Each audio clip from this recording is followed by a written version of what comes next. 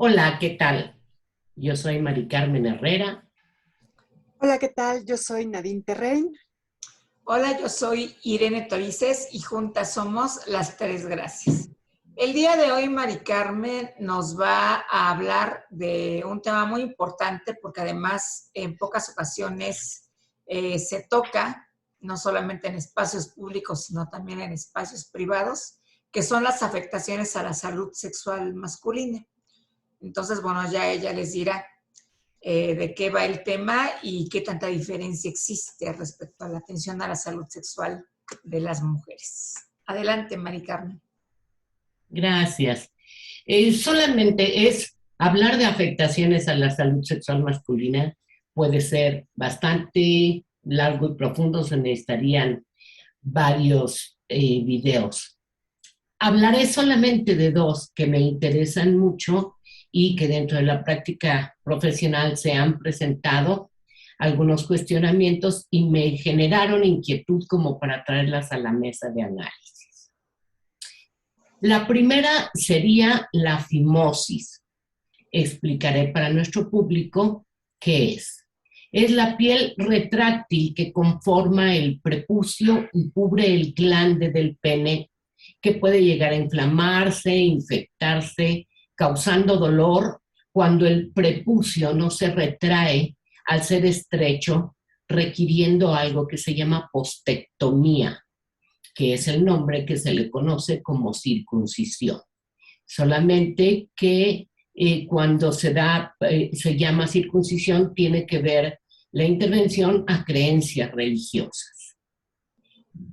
Cuando en la infancia no existe la educación, cuidado y guía de la higiene sexual del menor, se acumulan en la corona del glande y el surco balano prepucial secreciones glandulares, células muertas, residuos, bacterias debajo del prepucio del pene o del clítoris cuando es mujer, conocido con el nombre de esmegma, que es blanquito, que puede reconocerse, tiene un olor especial.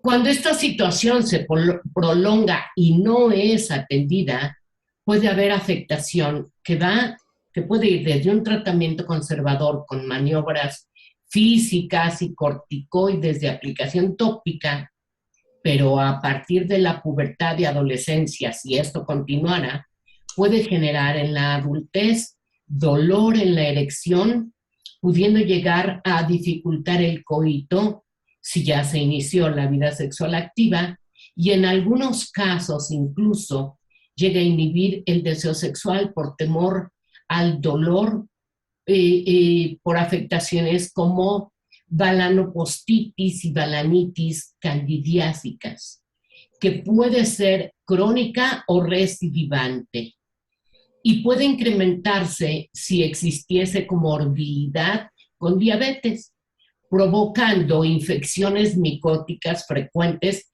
en los órganos sexuales masculinos, por lo que requerirían la postectomía, impactando física y psicológicamente en algunos casos en la vivencia del placer sexual, ya que después puede haber, cuando es en adultez, disminución en la sensibilidad del glande, lo cual algunos estudiosos mencionan que paradójicamente podría incrementar el tiempo del coito.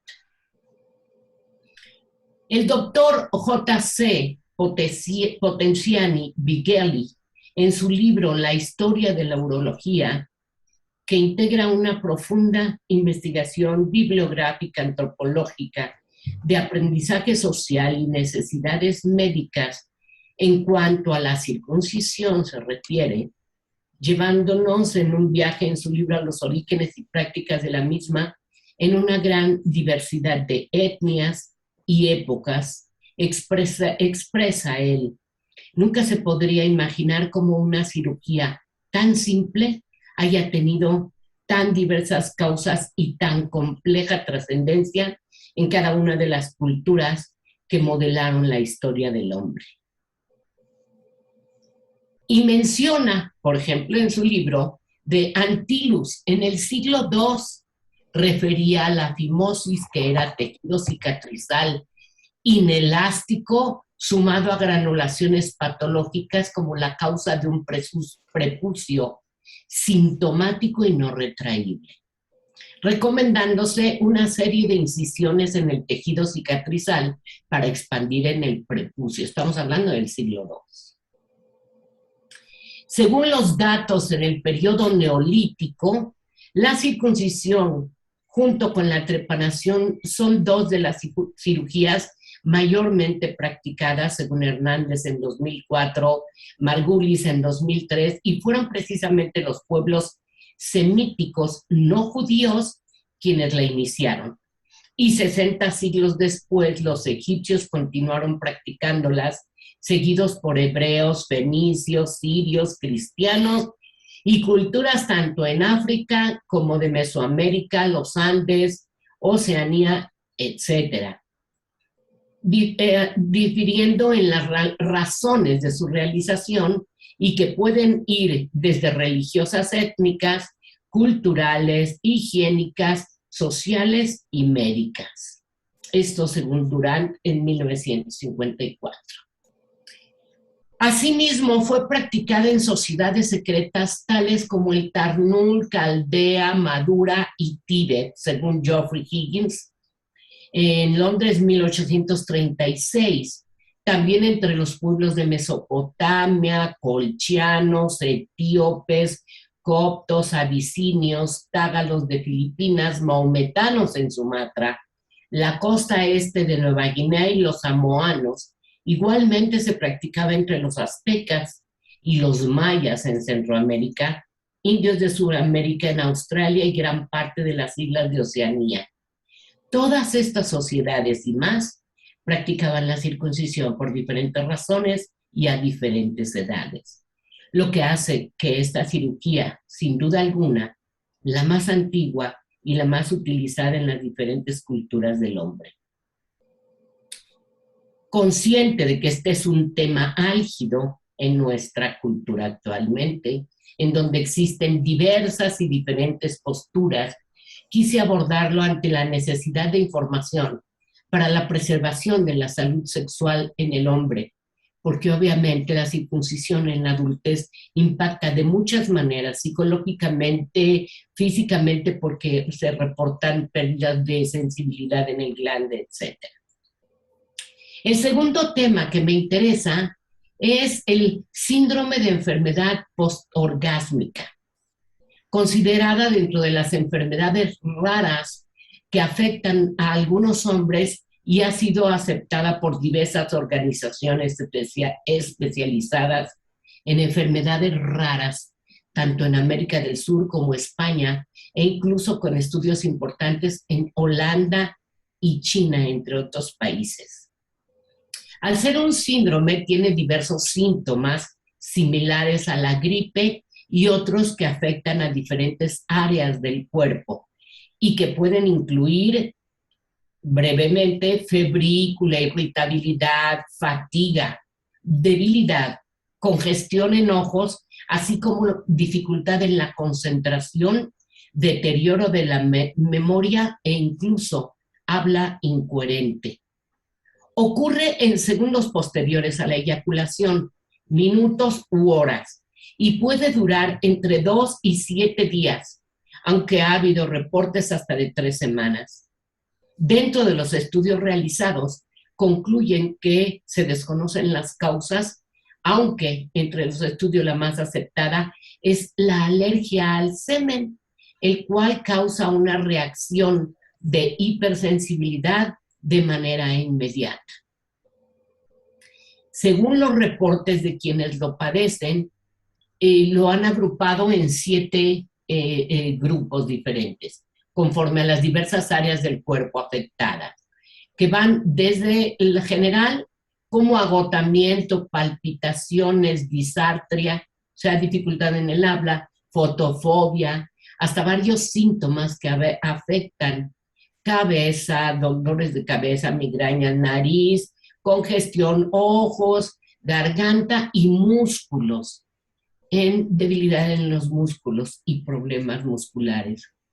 El diagnóstico es muy interesante porque es conforme a la presencia de algunos de los síntomas producidos después de la eyaculación, con esta duración, mencionaba yo, de 2 a 7 días, que se resuelven por sí solos. Esa es la manera de diagnosticar. También hay otra, o sea, una vez que se reporta, es a través de la masturbación o el coito y suspender el estímulo antes de la inminencia eyaculatoria y ratificar que no se manifiestan los síntomas. No existe un tratamiento estandarizado, aunque lo que ha mejorado los síntomas es terapia de hiposensibilización al haber exposición en concentraciones graduales como autoinoculación del propio semen. Otros tratamientos han sido con antihistamínicos, ISRS o benzodiazepinas, mejorando los resultados. Pero imagínate que pueda un hombre o que tenga un hombre que estar bajo tratamiento de medicamentos cada vez que eyacula. Si bien es cierto que esto no compromete la vida, sí afecta el ejercicio de la sexualidad, teniendo impacto no solamente en quien lo padece, sino también de su pareja, afectando su vida sexual y afectiva.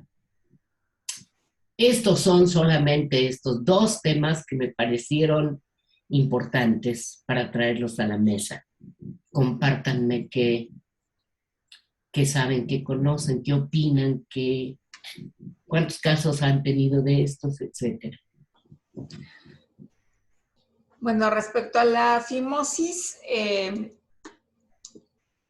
me parece importante que lo hayas traído a la mesa para dar cuenta de la importancia de trabajar desde la primera infancia una higiene sexual adecuada para evitar justamente que se presente esta adherencia del prepucio a la cabeza del pene.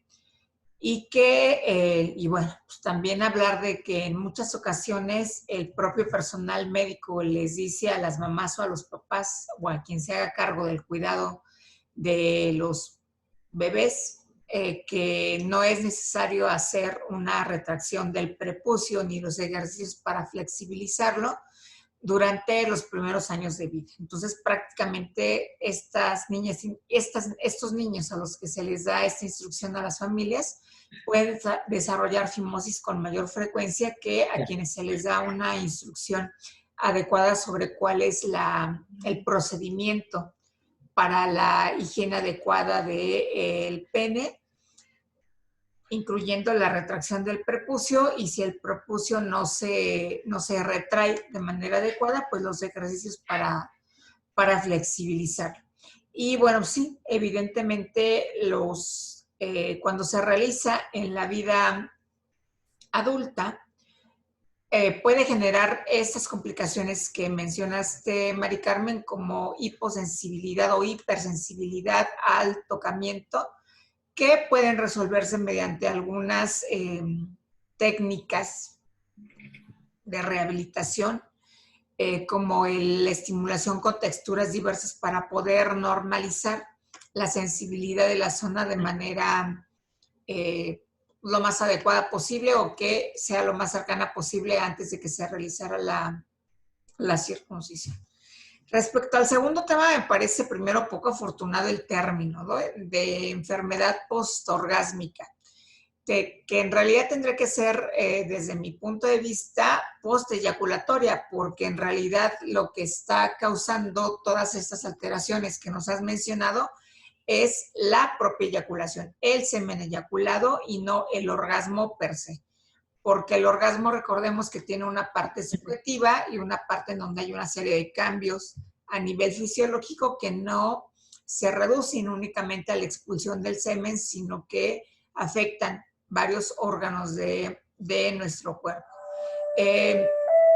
Yo solamente he tenido un caso, pero aquí la alergia, si le podemos llamar así, o la reacción no conveniente, no la presentaba el chavo, sino la presentaba su pareja, mujer.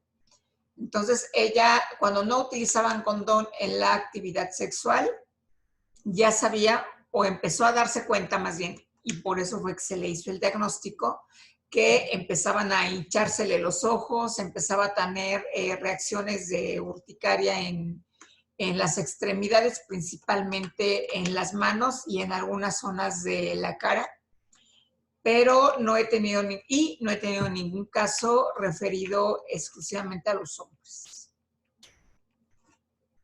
Sí. Sí, son casos raros, ¿no? Muy raros. Como bien lo dijiste desde un principio, Mari Carmen.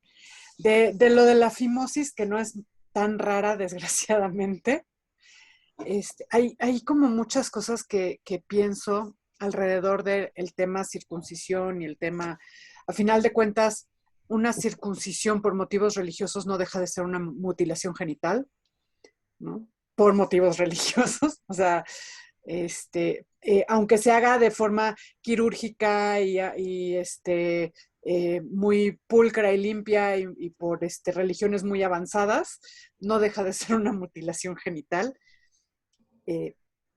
Por lo mismo, tiendo a oponerme fuertemente, porque además sí tiene consecuencias, ¿no? En el contacto con el cuerpo, en muchas cosas, o sea, el no poder, por ejemplo, aprender a tener una buena higiene y que tengan que cortarte un pedazo del cuerpo para que esté limpio, ¿no? Es como, en lugar de enseñarte, mejor te corto, ¿no? O en lugar de que puedas aprender a tener un buen contacto con tu cuerpo, a cuidarlo bien y a valorarlo y además a usarlo en general, porque además el prepucio sí es parte de lo sexual, ¿no? Sí te ayuda a sentir a la hora de masturbarte, a proteger el glande de sensaciones. O sea, hay muchas cosas que puedes hacer con el prepucio en lo sexual y que sí me parece que es una merma el que lo corten. Si es por motivos, si es por una situación de salud, de que efectivamente ya el prepucio está rígido y no baja, y, bueno, se justifica por motivo de salud, porque además pues te va a generar erecciones dolorosas y demás si no lo cortas. Pero por motivos religiosos, verdaderamente no me parece que sea lo correcto. Ahora, si es un motivo religioso, cuando soy adulto y me lo quiero, bueno, ve y córtatelo, ¿no?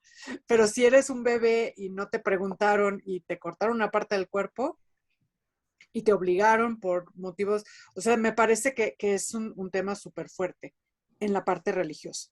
En la parte médica y física, hay una parte, más bien en la parte psicológica, esto yo me acuerdo de mis clases de psicología, como decían que las madres que tocan a sus hijos para limpiarles el pene, los están estimulando sexualmente, ¿no? Y cómo se genera un tabú alrededor de agarrarle el pene a tu bebé. Y bueno, pues se genera todo esto de no lo quiero tocar y pues, si lo tienes que tocar y bajarle el prepucio para limpiarle bien, ¿no?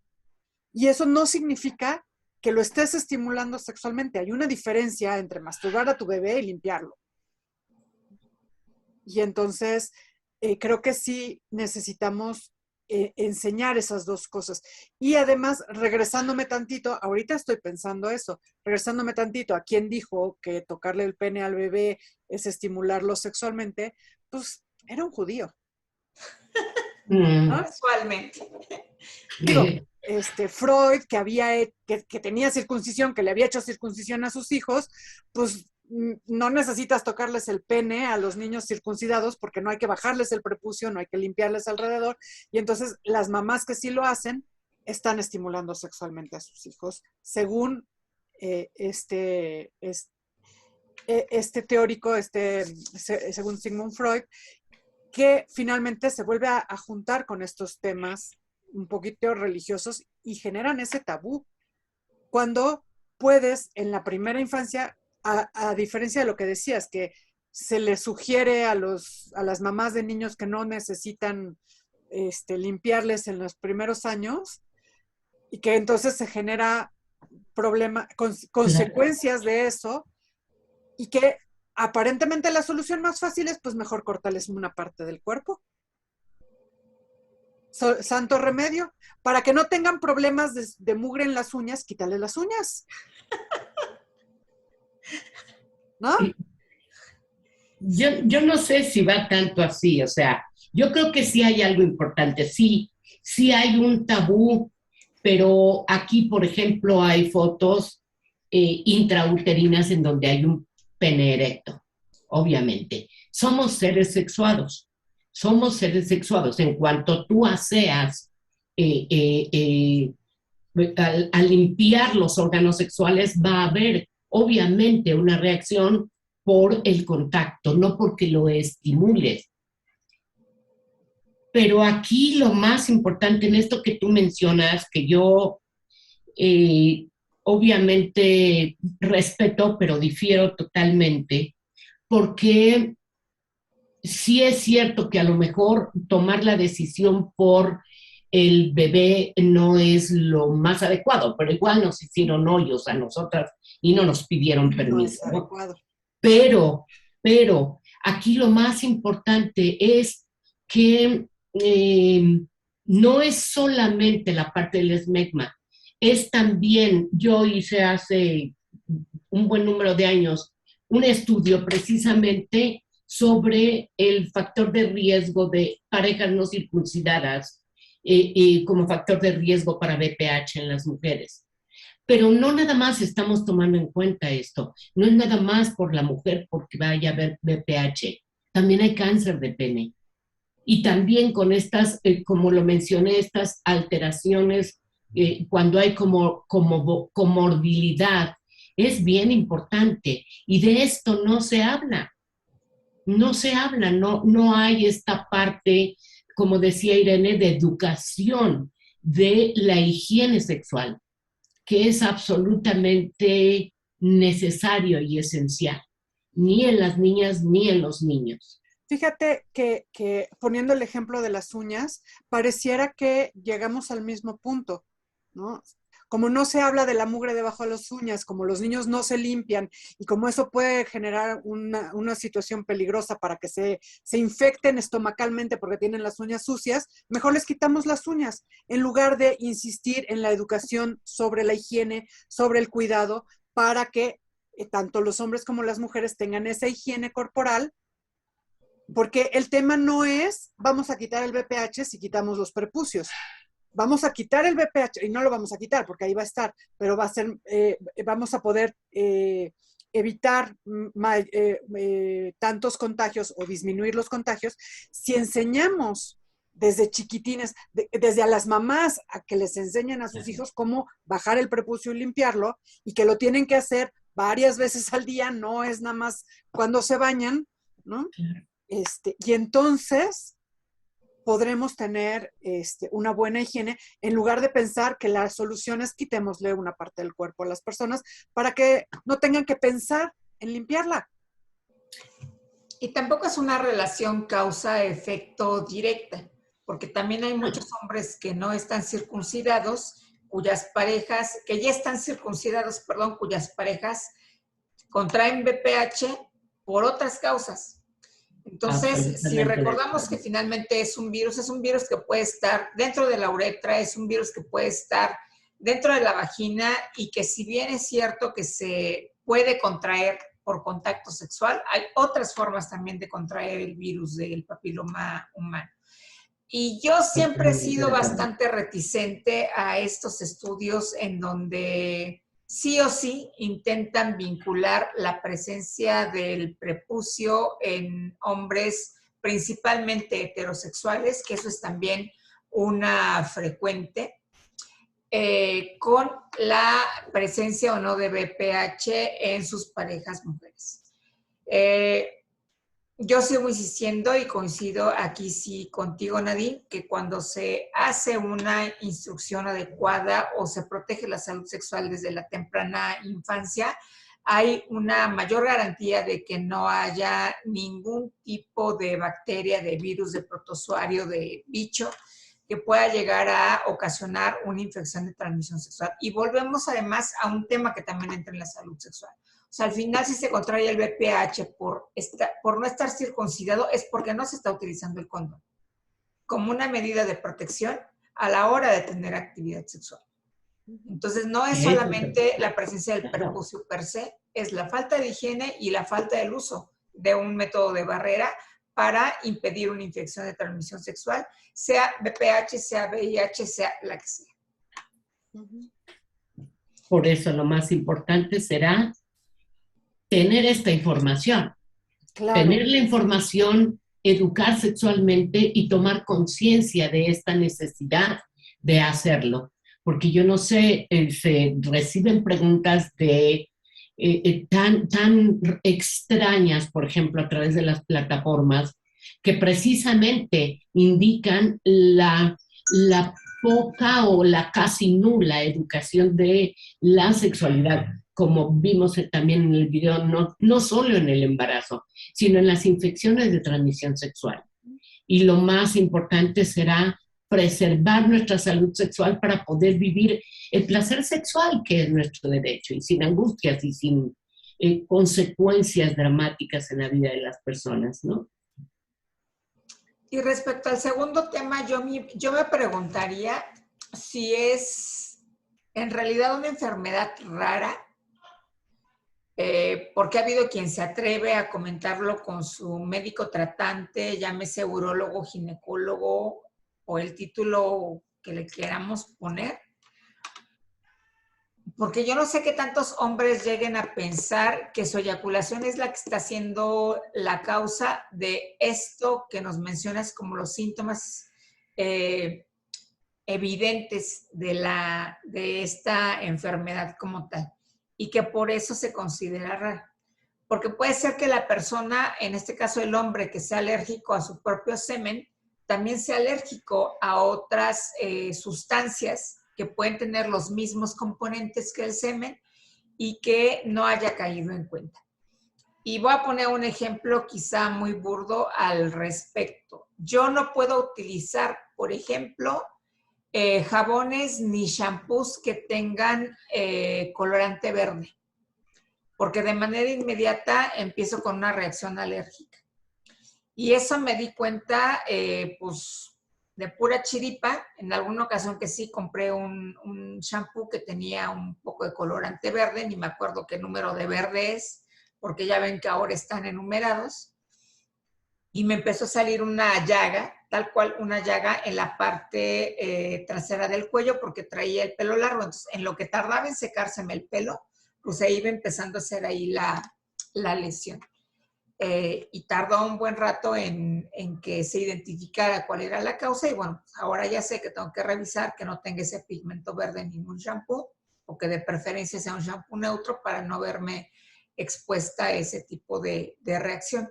Y quizá, insisto, por eso se considera una enfermedad rara, porque ¿cuántos hombres pueden, y a lo mejor ahora después del programa pueden ser más los que digan, ay, pues eso es lo que me está pasando a mí, ¿no?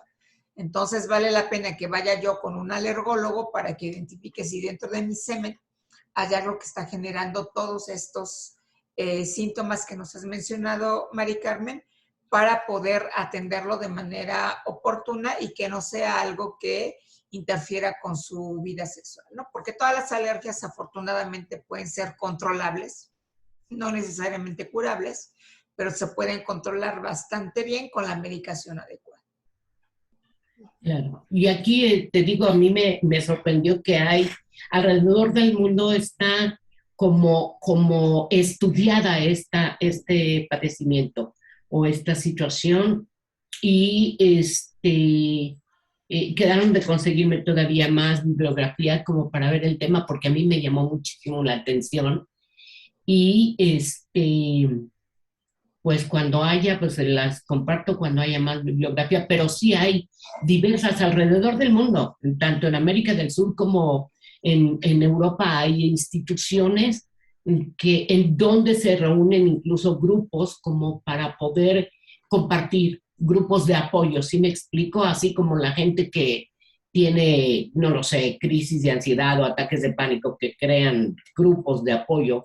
Igualmente, en esta parte de y las instituciones, lo curioso es que son las dedicadas como a tratamiento de enfermedades raras, porque no es tan común.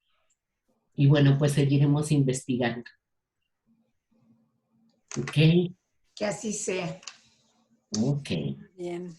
¿Nos vamos? Nos vamos. Yo soy Mari Carmen Herrera, soy psicóloga y soy sexóloga. Yo soy en mi concierto Nadine Terren. Soy psicoterapeuta y terapeuta de parejas. Y yo soy Irene Torices, soy terapeuta ocupacional y sexóloga y juntas somos las tres gracias. Hasta la próxima. Hasta la próxima. A la próxima.